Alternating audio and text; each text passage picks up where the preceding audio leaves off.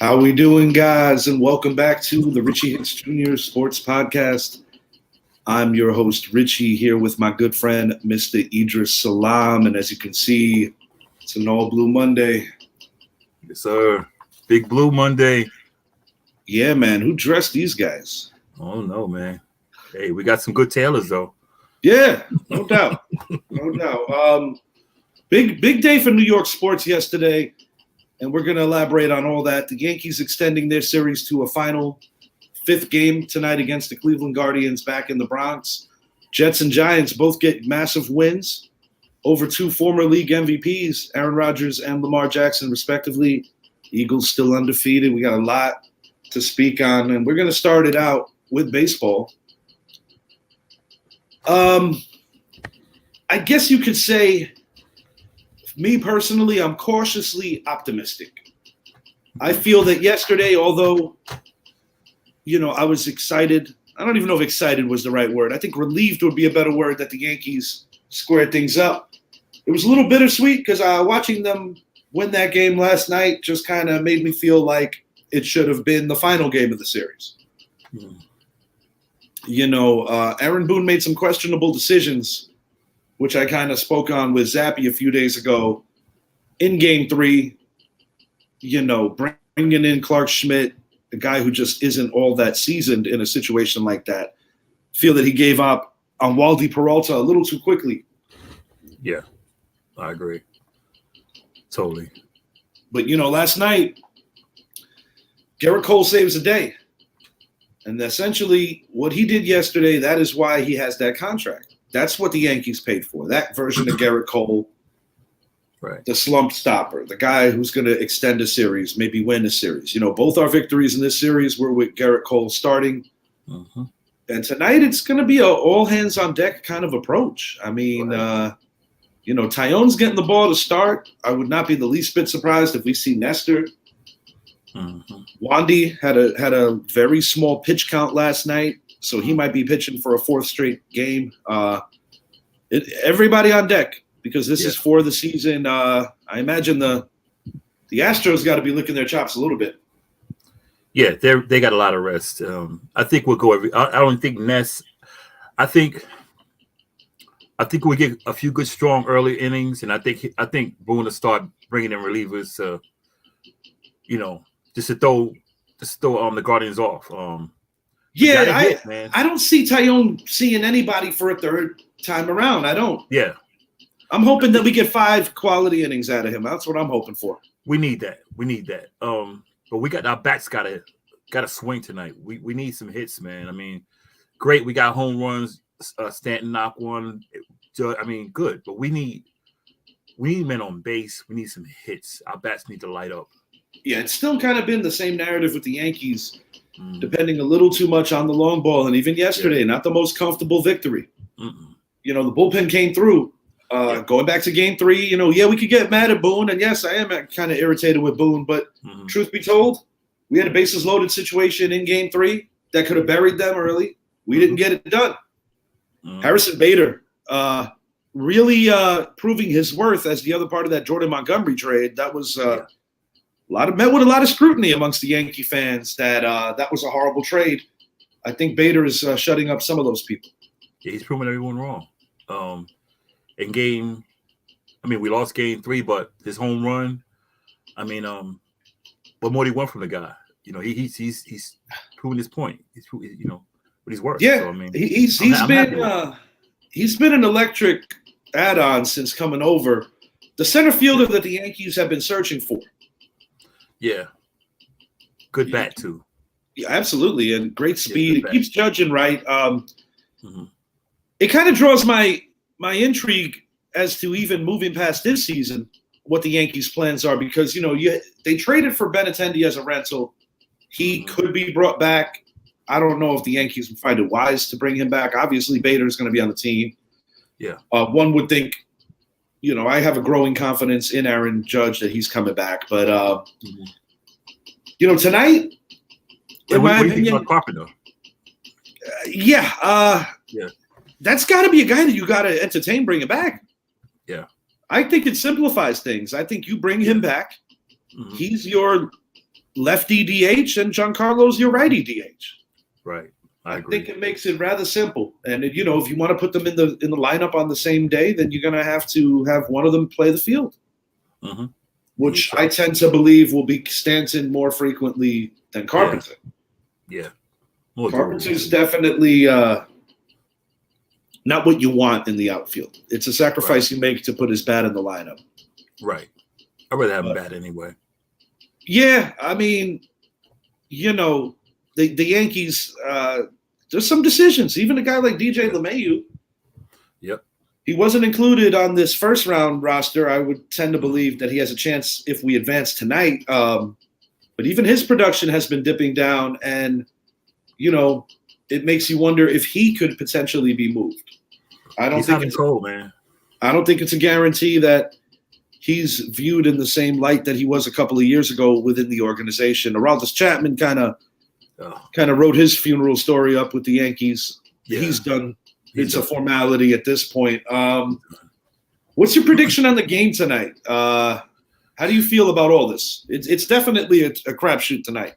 I feel good because we're home, and that's one thing. We're home. The Bronx is going to be rocking, and I think we'll pull it off. I think it'll be close, like maybe 4-3, something like that. I think because we're home, it's Game 5. It's win or go home. Yeah. The only thing I hate about it is starting the next series. Should we win tonight, we won't have Cole. I doubt if he's. It's a big disadvantage in general, just because should we win tonight, the Yankees really had to go out of their way to just overuse any and every asset that they have. Best case scenario, the hope is you jump on them early, you make the game kind of out of reach early, where Tyone can coast. Right. I mean, the hope is that Tyone could go 7 strong, and then you don't have to worry about all this other stuff. Yeah, at least 6. I mean, at least 6. Give us 6. Yeah, it's rare in today's MLB. A lot of guys don't see a batter a third time. It's analytically driven, and there is some truth to the analytics. The averages go up for guys, but they run into somebody a third time. Yeah. You even had some drama. With the whole baby carrying thing. I think Gerrit Cole. Kind of responded to that the way you should. Yeah. He basically said, "Oh, that was cute." Gerrit Cole, I'll be the first to admit that I was a little skeptical, since losing the spin rate with the spider tack situation. But the truth is he stepped up. Yeah. And he's proving that he is a true leader in that clubhouse, in addition to being one of the best pitchers in baseball. He's a top 5 pitcher in my estimation. Yeah, I agree. To jump off this topic a little bit, the National League is like, wow, the big heads are gone, all of them. Atlanta, the Mets, the Dodgers. Yeah, the 3 best teams. The 3 best teams in the National League are gone. The Astros are holding serve. Cardinals gone. Yeah, Cardinals are another one. When we were talking dark horses, I don't think anybody was like, yeah, Philly. No, not by any means. AL East, which is in many people's minds the best division in baseball, only has one team left. Yeah. The Rays and Blue Jays won very quietly. Very. Mariners gave a good run. I mean, God, they just couldn't finish. Two of three games they blew leads, and in the third game they couldn't score a run. I mean, they played 2 baseball games, literally. God, 18 innings, man.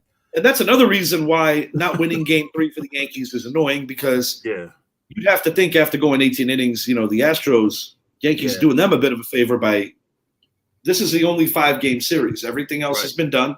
I did predict the Yankees in 5 going into this. I had them 4. But then again, that might be the only thing I nailed on this first round, because I certainly didn't have – I mean, I had the Braves series going 4, but I didn't have the Braves losing it. I didn't have none of them losing. Dodgers, Braves, Cardinals. It's been a lot of shakeup, and it just speaks to a very real reality that it only takes one bad week in the postseason to lose everything you worked so hard for. And it also makes you take a second step back. Is home field really that important? I tend to believe what's really important is getting the right matchup. Right. But yes, winning your division is important. Ask the Mets, because they could have avoided that situation that they had with the Padres. But, still losing 2 out of 3 in City. If I was a Met fan, I would still feel good about our position being home for 3 consecutive games. But, the Phillies, even in this Braves series. They blitzed the Braves. Yeah. A lot of familiarity, and the recent trend in baseball is, regardless of records, you do not want to run into that team that has been really hot. And in the Phillies case, nobody's hotter in baseball right now than them. With nothing to lose. Yeah, they definitely have adopted that underdog mentality, and it's working for them. And as Giant fans, we can definitely understand that mentality. Yes, sir. This yesterday, when I tell you that there was no air in MetLife going into that final eight or so minutes, it happened so quickly. Bad snap. Lamar Jackson tries to play hero. Very untimely, poor decision. Julian Love picks it. A couple plays later, Saquon jumps in the end zone. We take the lead. Giants overcame a lot. We're very stagnant in the first half. The offense was not flowing well. They couldn't get Quan going early. The Ravens grossly outgained the Giants throughout the game. But I think it's just a testament once again to the coaching staff that the Giants never feel that they're truly out of a game. And just truly amazing that, this is a team that hadn't intercepted a pass all year. They get the most timely one yesterday. Exactly. Next defensive series, Kayvon Thibodeau. First NFL sack. It's a strip sack off of a former league MVP. We recover. Saquon could have had a second touchdown. He chose to get down to guarantee that the clock ran out. Just good stuff all the way around. 5-1 when you consider that last year this team only won 4 games. It's remarkable. And, Daniel Jones, the first player since 2016 to defeat 2 consecutive, the first quarterback, I should say, because, they're the guys who keep the win-loss records, to defeat in back-to-back weeks former league MVPs. That hasn't been done since 2016. Wow, that last 8 minutes, that fourth quarter, just wow. I mean, like Charles Davis said, even in the Madden game, you have 4 phases of the game: offense, defense, special teams, and coaching. This shows what good coaching can do, because if you look at our team, we have a young team on offense, and our defense is more like pieces together, and I made an analogy on Instagram. The Giants are like Ali versus Foreman, rope-a-dope. First quarter, lay on a rope. Second quarter, lay on a rope. Third quarter, lay on a rope. Fourth quarter, knock them out. It's a testament to the coaching, man. And these guys want to play for Dable. You can see it. They want to. They want to play for Dable. They want to play for Wink. Yeah, they want to play, man. It's just a different vibe throughout the entire organization. And one thing that I like is that they've been able to deal with adverse situations constantly. I mean, you're talking about a team that has overcome 3 10-point fourth quarter deficits already. And we are only in the middle of October, and they have already accomplished this 3 times. A team that last year, our MO was giving up scores right before halftime and dying in the fourth quarter. This year, essentially, if there's a critique that I want to throw at the team, is that we start a little too slow. Yeah. Saquon addressed that too. He said, there's no denying it. Takeaways from the game, we overcame a horrific non-call with Mark Andrews hooking up with Lamar Jackson, which gave him a 10-point lead. That play should have never happened. The clock was on zeros. Yeah. And that's minus 2 seconds. It was our turn this week. It has happened around the league. Yeah. It happened to Green Bay in 2 consecutive different weeks. Mm-hmm. It happened in the Tampa game for Green Bay. It happened in the New England game for Green Bay. Right. Oddly enough, the 3 times I've seen this happen, the teams that were the victims of it ended up winning the games. Winning the game. You like the figure KC that out. game with the sack with what's his name? The sack. Chris Jones. Yeah, it didn't affect them. They still won. The officiating, there's a major issue going on with Troy Vincent's talking about the other day. And I don't mean to jump off the subject, saying he support the calls, the 2 bad calls on the sacks. I mean that just rubbed me the wrong way. I'm like, dude. I mean, I know you have these rules, but come on, man.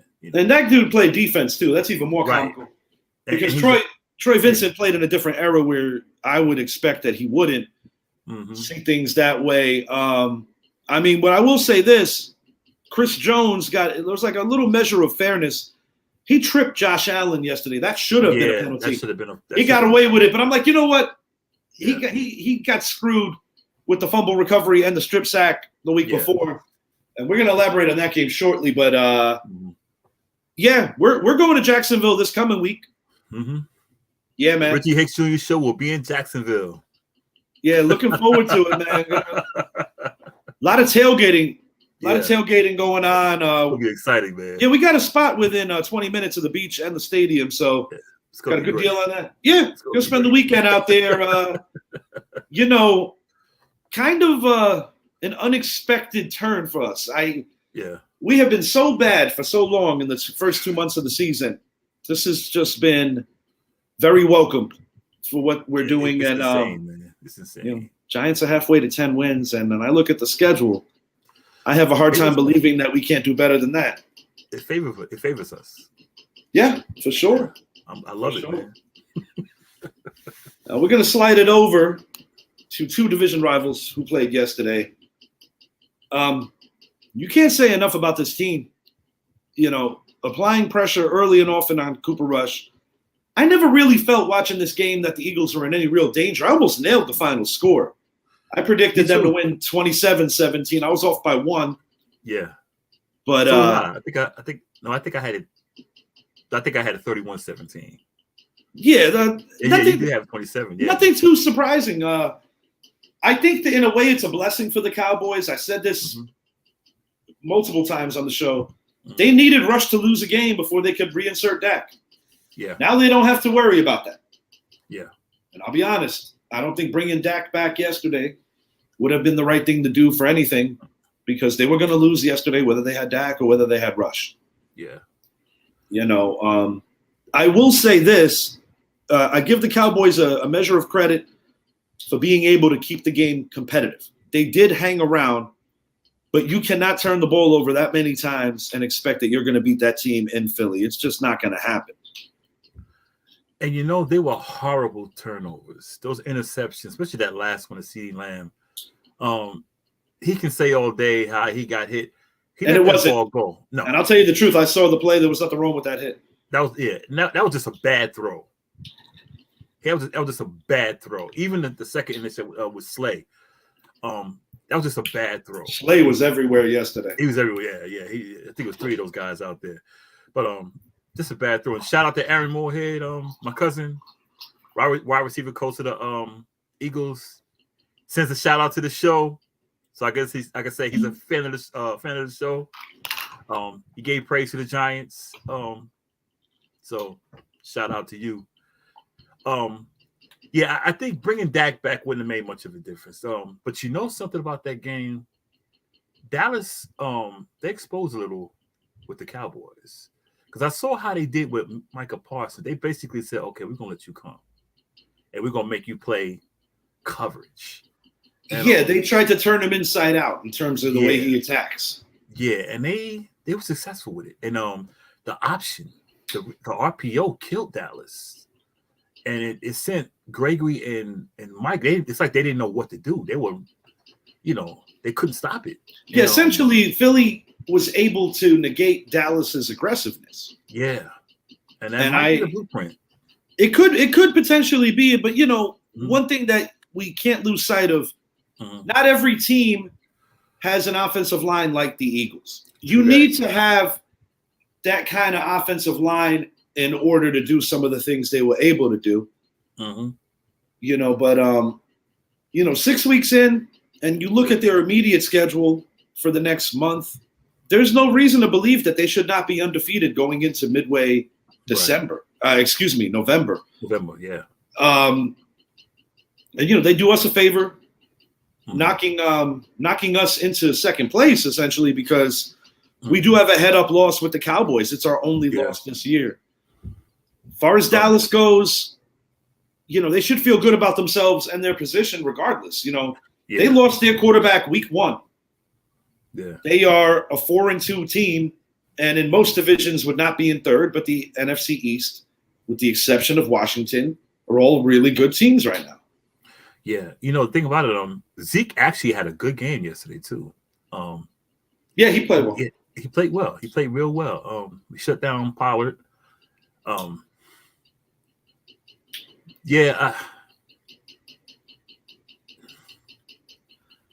Lamb is not a number 1. Gallup is not a number 1.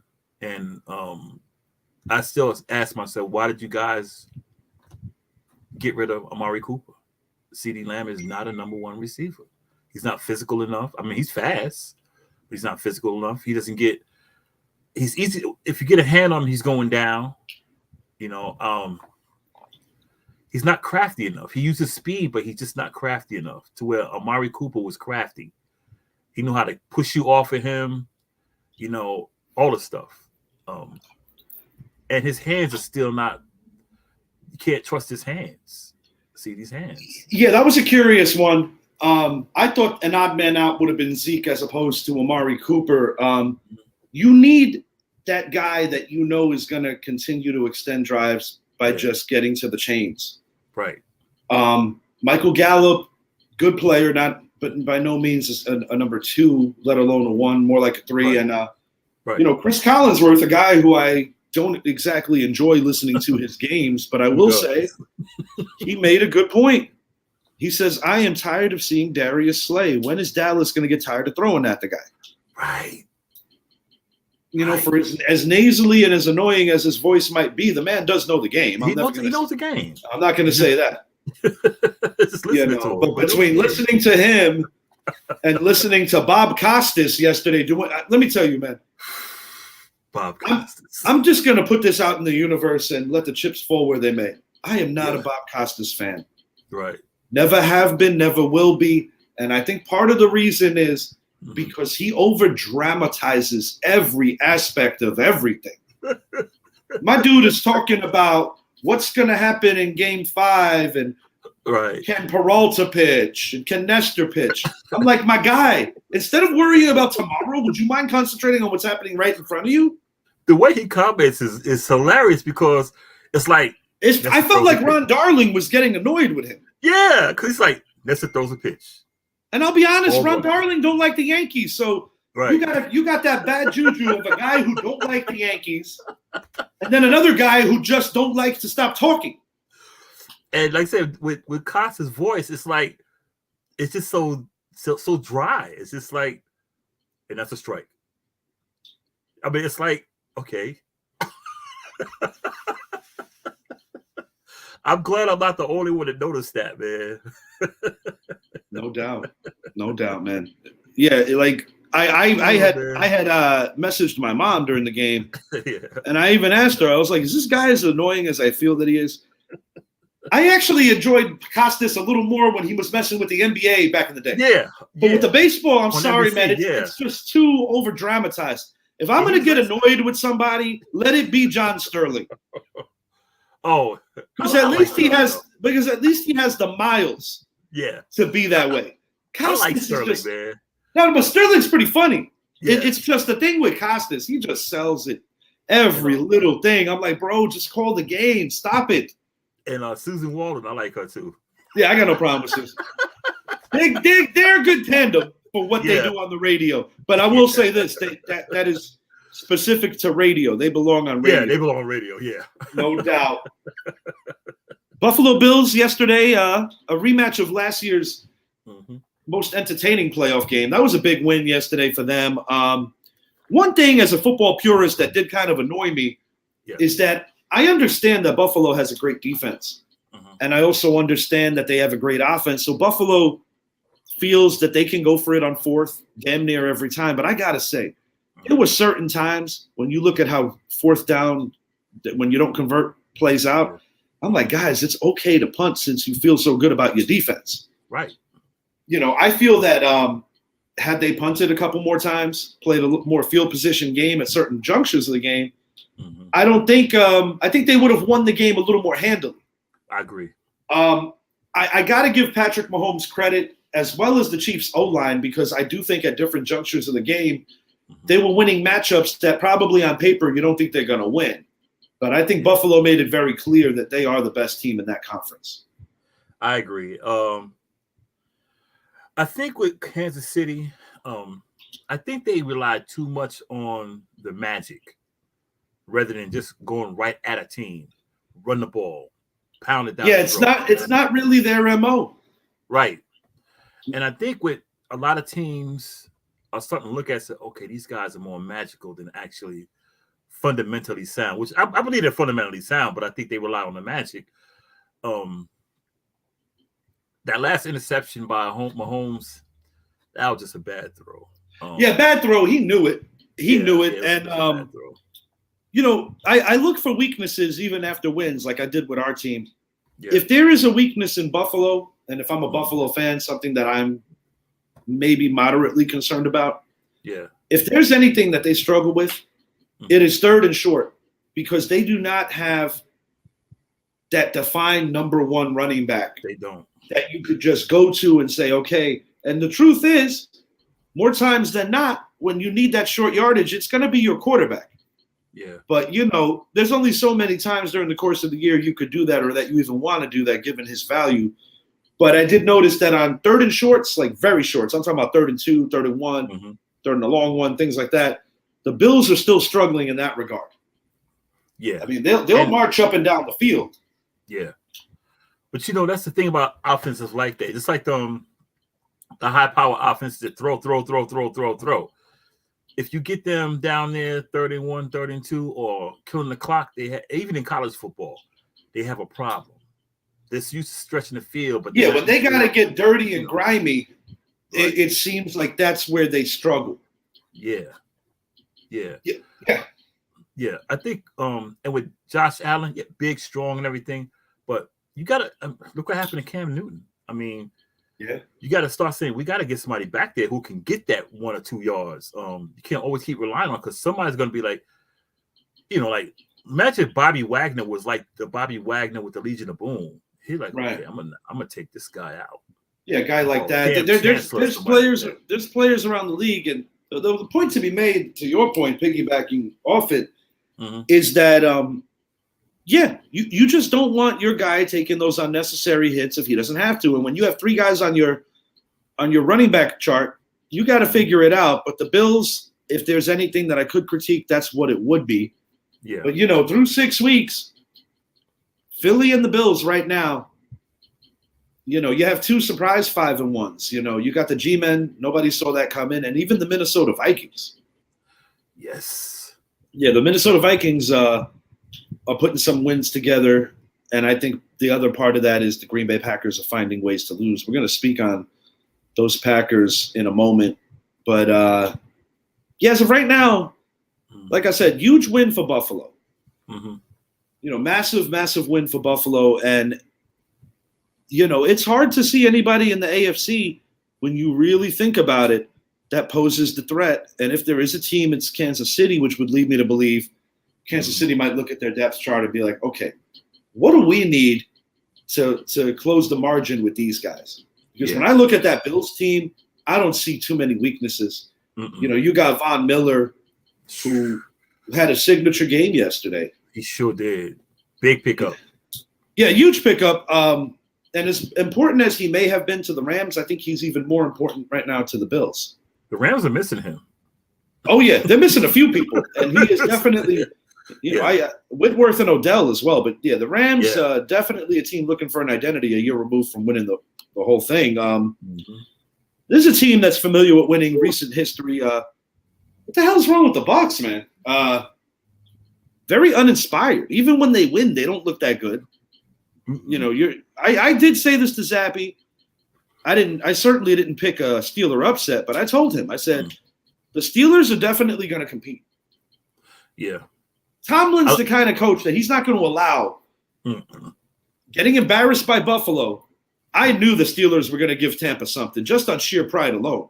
Yeah. I mean, they're missing guys. You know, Watt, Fitzpatrick, they're missing players. Guys are banged up. I mean, shoot, they even lost their quarterback yesterday. Trubisky had to finish that game.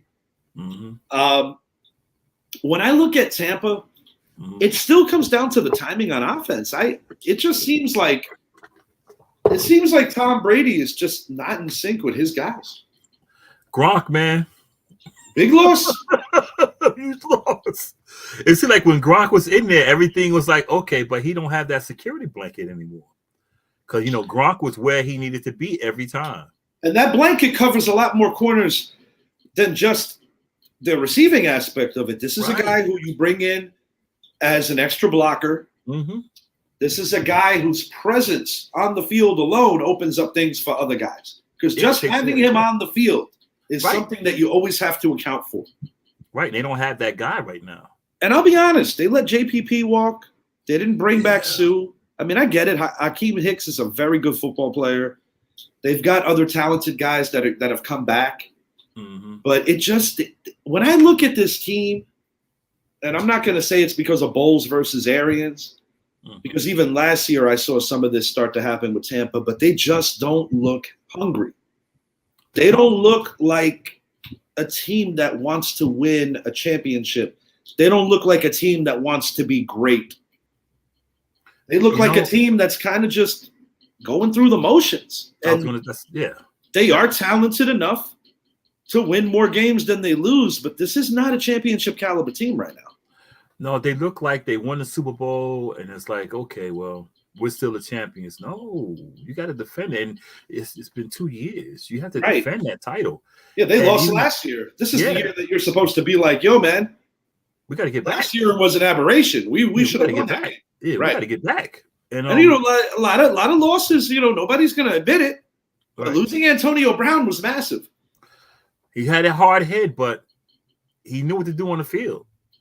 Yeah, nobody's going to tell me that the presence of Antonio Brown is something that you just easily replace. You know, Julio, similar to with his days with the Falcons. You know, the injury bug is coming at him again.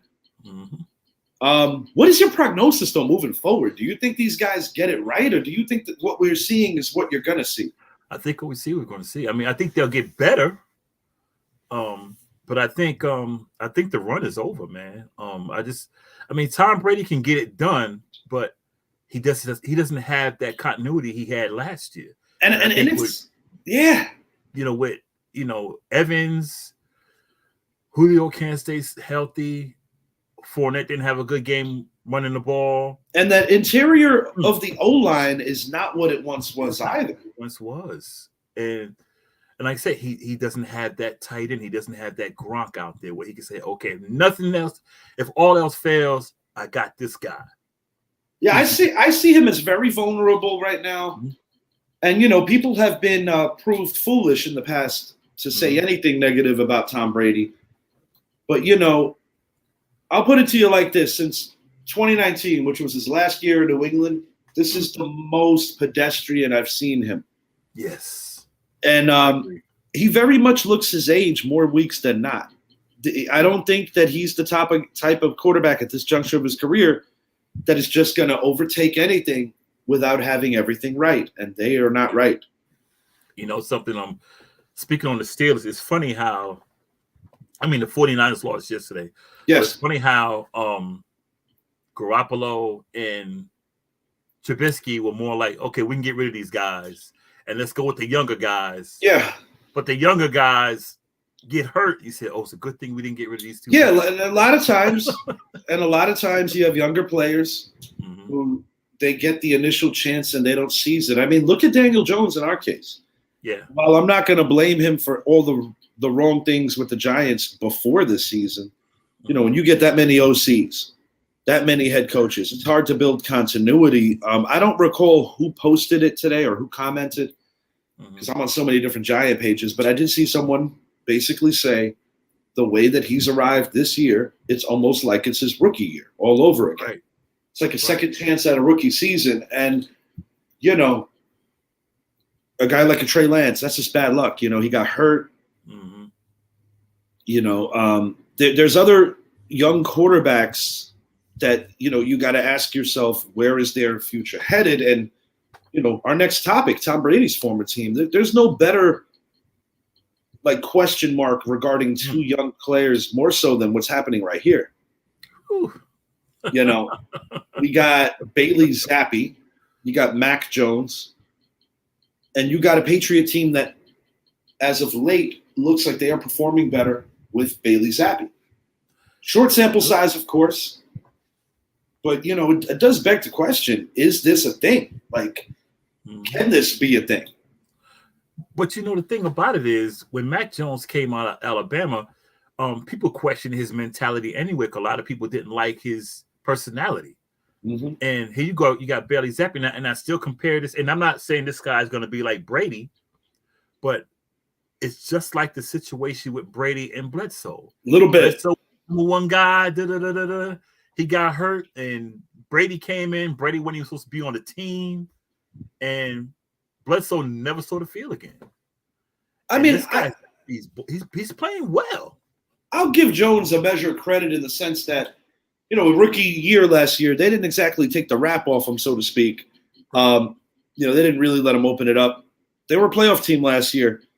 But in the short bit that I've seen Bailey Zappe, at minimum, I guess the one assimilation I could say is that I don't think there's anything particularly that Mac Jones does better than Zappe.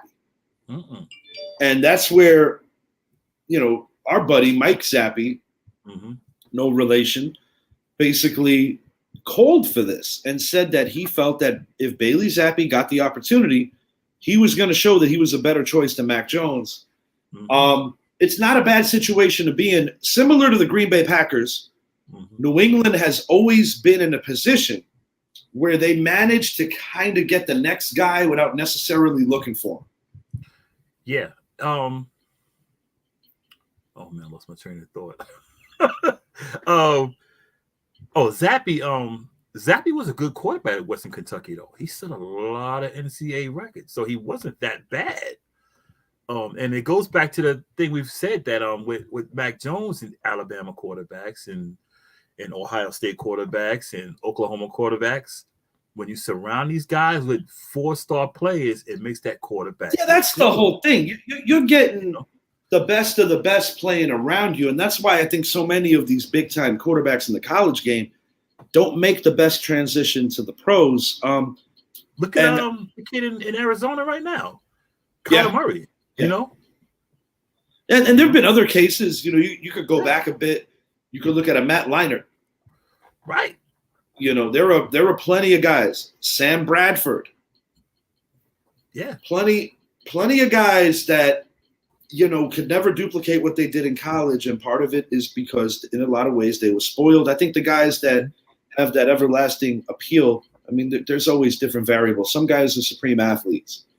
Some guys inherit good situations until they grow up, but some guys just have an intangible that is embedded in them because they are used to playing with adversity. Just want to make a quick shout.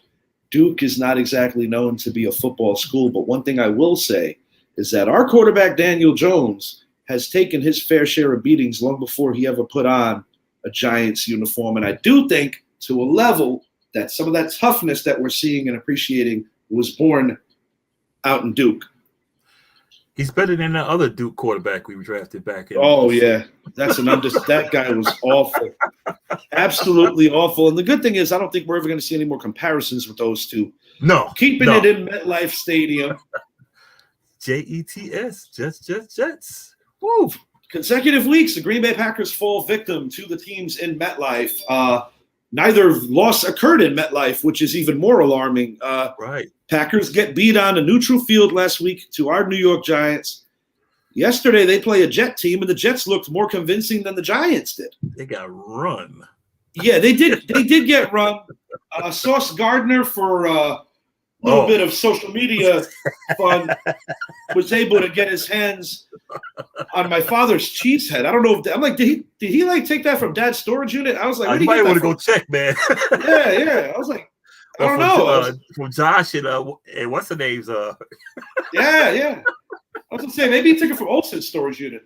Yeah, everybody's losing their stuff over that. Listen, he's having fun. He's a young guy.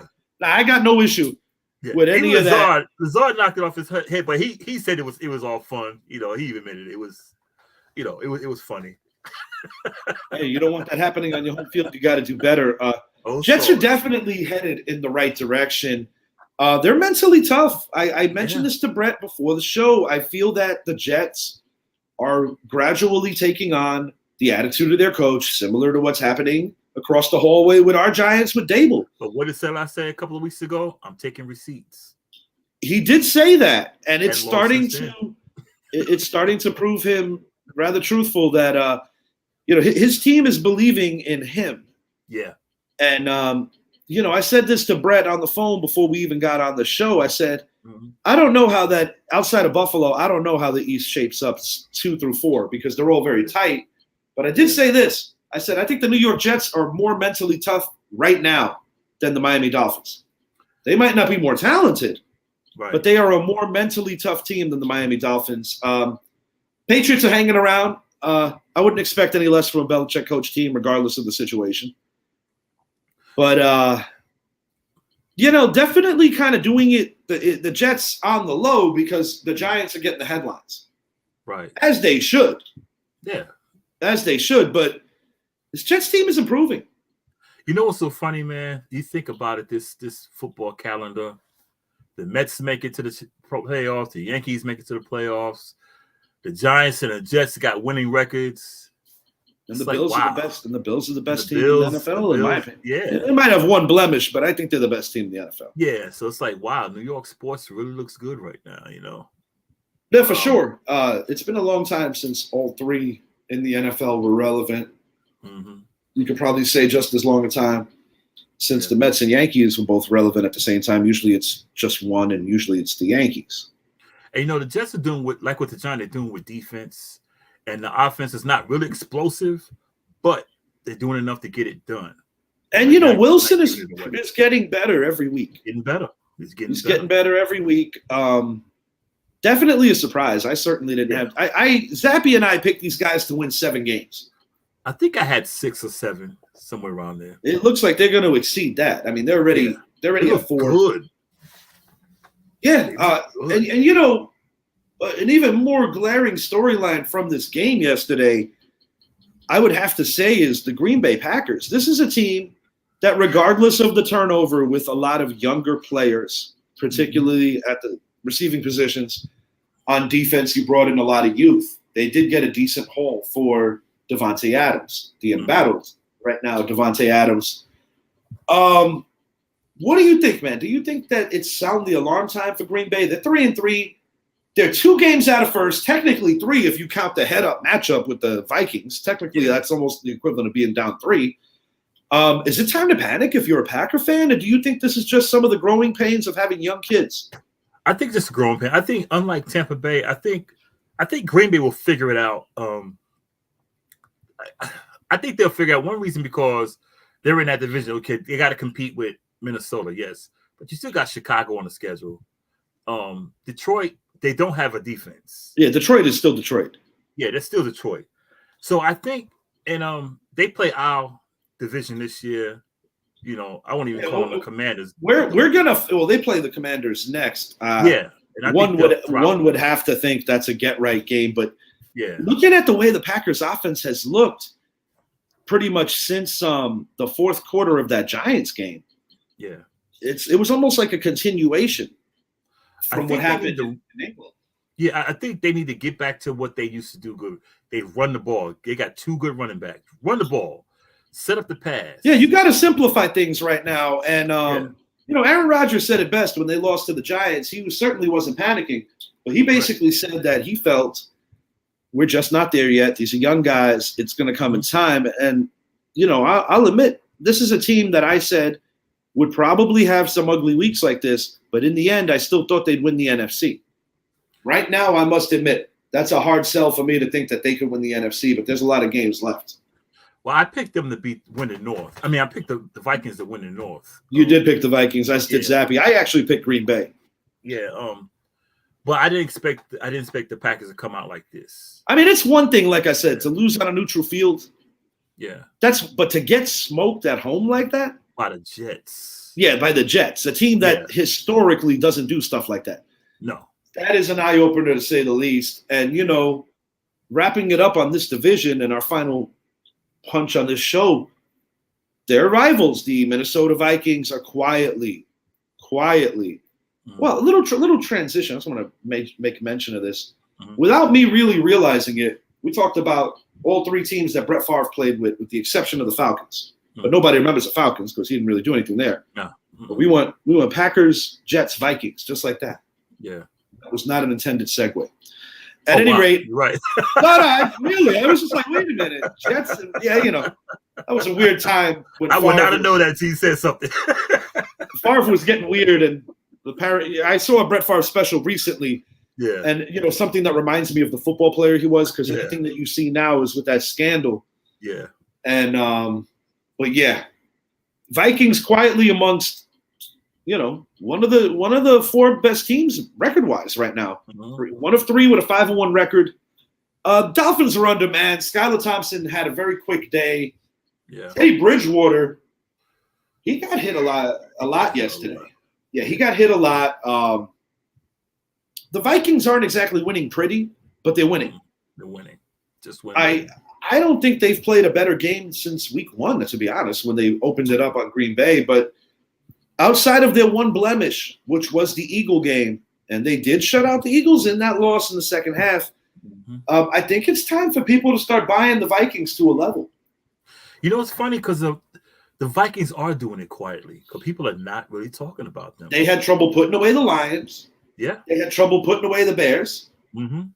And they let an undermanned Miami team kind of hang around. But, the only stat that matters is the wins and the losses, and they're getting wins.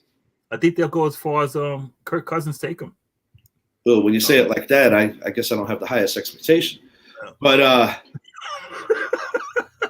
sorry, not sorry. Just being honest, Yeah, me too. That's what I'm saying. I mean, dude, I got that guy in one fantasy league, and there are times when I look at my roster and be like, damn, I won despite him.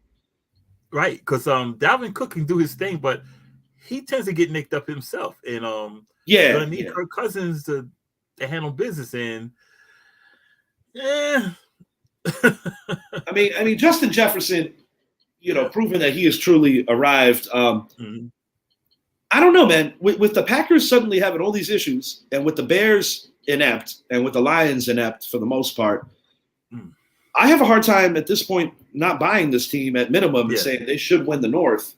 They should. We didn't mention it. I'll make a quick mention of it. The Falcons blowing off the doors of the 49ers has to be considered quite the surprise yesterday as well. Falcons are tied with the Tampa Bay Buccaneers in the South. Ain't that something? They should be a game up. The New York Jets are a top 5 team in the AFC right now. The New York Giants, based on record, are tied for the second best record in the National Football Conference. And they are essentially tied for the second best record in the NFL. Times are changing. Things are changing. The world is spinning the other way around. Something's up, man. Something is definitely up. Wanted to make a mention of this before we get out of here. Robbie Anderson has been traded. What? Yeah, Robbie Anderson is headed to the Arizona Cardinals. Wow. For they didn't mention what the return was just yet, but there was an incident on the sidelines yesterday. Yeah. Wow. His career year was 2020. He linked up with Matt Rule. Yeah. They thought maybe the connection with he and Darnold could have paid some dividends. It didn't work out that way. Because they sent him to the showers at halftime. Yeah. A lot of issues going on there. This is a team that's imploding all over the place. Yeah. And I would not be the least bit surprised if in the next few weeks before the deadline, if we see DJ Moore and Christian McCaffrey also move. But in reference to this move, I like it. And the reason I like this move, Hollywood Brown was seen in a walking boot yesterday. AJ Green is always hurt. Always hurt. DeAndre Hopkins makes his season debut coming off his suspension. And now all of a sudden, Robbie Anderson is the number 2 receiver in Arizona. This is a team that definitely needs to start stringing some wins together. I believe they're 2-4 right now, last in the West. Mm-hmm. But everything in that West is rather tight. You got Seattle at 3-3, Niners at 3-3, the Rams, I believe, at 3-3. 3-3, yep. Nobody's running away. Yeah, nobody's running away. It seems like I'm happy that they have the 7 wildcard spots because this is a year that with our emergence, if this was still a 16 field, we could be the ones getting screwed. Mm-hmm. But because of adding the 7th team, I think that it prevents some of that. And I've said this too, that with only 1 bye in each conference, the 2 seed no longer gets a bye. Right. It really is matchup based on how you're looking in your very first round, where the 2 seed becomes a lot more vulnerable when playing a 7, a 3 versus a 6, and so on and so forth. Yeah. But this is a good move for Robbie Anderson. Still has a lot of explosiveness. Has never truly been able to put it together completely. Right. You know, but I do wish him well. I got a quick little Robbie Anderson story. I had a medical situation a couple of years back, and his mother was actually my nurse. Wow. Yeah, so kind of a small world. I was wearing a Giants tee, you know, surprise there. Yeah. And she was kidding around with me, saying that I was wearing the wrong team. And she, at the time, Robbie was still a member of the Jets. But I understand where he was coming from, too. He's like, I'm a competitor. I want to be on the field. I don't feel like I did anything wrong to get tossed. I think this is a team that's just looking for any and every way to move on from any asset that they could have. Matt Rule's got Christian McCaffrey, man. If he gets dealt to Buffalo, that's going to be all kinds of scary. Oh, man. I think so, too. And with Matt Rule, and a lot of Giants fans wanted Matt Rule as the coach. I said, oh, yeah, I could name them if you want me to. Yeah, I can, too. Yeah, I know, yeah. And so we got a lot of geniuses in our fan base. Yeah, I said, yeah, okay. Matt Rule, huh? And so how's that working out for the Panthers? So I think they'll. I told my boy Robert Turner yesterday. I said, the Panthers gonna have a fire sale. They're just gonna scrap it. No doubt. Because they're not losing any money with Mayfield. They only paid $5 million for him. That was kind of just see if they can find lightning in a bottle. Yeah, kick the tires on him. For sure. For sure. Yeah, so I think Mayfield's done. I think he's done. Darnold, I think they got another year on his contract. I'm not sure. Either this year or next year, his last year. This is a team that essentially they are going full rebuild at this point. They're going to move on from any and all assets that they have. Yeah. It's a fire sale. They're gonna gut the team and start over. As they should. And you know, in a way, I mean, shoot, DJ Moore, New York Giants. Would you consider bringing him on? We need some help. I would. And not for nothing, I might be far-fetched and going a little out of here with this. Our buddy Quentin definitely would not agree with me now. But with Odell not exactly getting the offer that he wanted from the Los Angeles Rams, do you think there's a possibility? Because remember, the main thing that they kept reiterating with the Odell sweepstakes is contenders. Yeah. These guys are contending right now. And deep down, this is where he wants to be. I tend to agree with that. I also understand the need to want to feel like you're getting paid market value. That would not happen this year with the Giants. Right. But this could be the sale to Odell. You do your thing this year with us. Gettleman's gone. It's the same reason why Collins feels good about coming back. Right. You do your thing now. Show that you can be a true leader in and out of this locker room. Yeah. We're going to reward you at year's end. And I do believe that if the G-men were to possibly take the shot of bringing Odell back for a final act, he instantly becomes the number 1 receiver on that team. And I think explosive. When he's healthy, he's explosive. And, you know, I can roll with that. At first, I was like, nah, we don't need to. I thought, yeah. And, you know, I'm not going to he kind of changed my perception a little during his run with LA. I definitely think he's matured. He matured. Yeah, he matured. And see, Galladay, it was a bad contract. We struck out on that. Shepard's hurt. Shepard's probably done for the career, sadly. Yeah. And he's a great guy. Yeah. But, to his credit, he is with the team. I think it says a lot about his character. I think this year would have been a real big year for him because it's unfortunate. He was poor. He was showing out. We don't know what Tony's going to bring us because Tony he just can't get on the field. What's he going to bring us? A 5th-round pick.